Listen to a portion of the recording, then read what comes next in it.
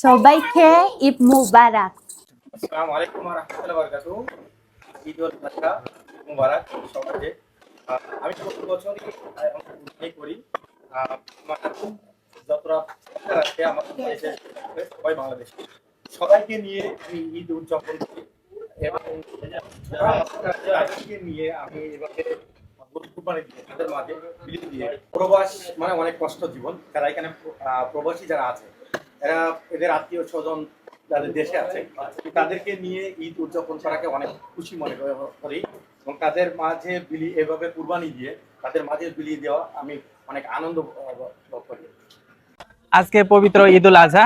আমরা মালয়েশিয়াতে যারা প্রবাসী আছি তাদের জন্য কিন্তু খুবই কষ্টের, কারণ যদি আমরা দেশে থাকতাম হয়তো পরিবার পরিজন নিয়ে আমরা এই ঈদটাকে উদযাপন করতে পারতাম। কিন্তু যেহেতু আমরা এখন বিদেশে আছি, শুধু মালয়েশিয়া বলে না, আর অন্যান্য দেশে যারা আছে সবাই কিন্তু নিজেরা একা একা আর কি এই ঈদ উদযাপন করে, যার কারণে কিন্তু এই পরিবারের সাথে থাকা হয় না।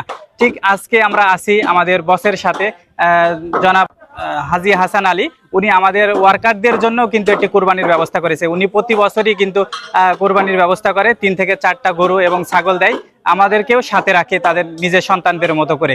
তাই এমনই যারা বস আছে, আপনারা যদি ভালো ওয়ার্কার হয়ে থাকেন তাহলে কিন্তু মালয়েশিয়াতে বসরাও ওয়ার্কারদের সাথে রাখতে প্রস্তুত থাকে সবসময়। আমরা প্রবাসীদের আরও একটি কষ্ট দেখেছি যে ঈদের দিনেও কিন্তু তাদের কাছে সাধারণ দিনের মতো থাকে।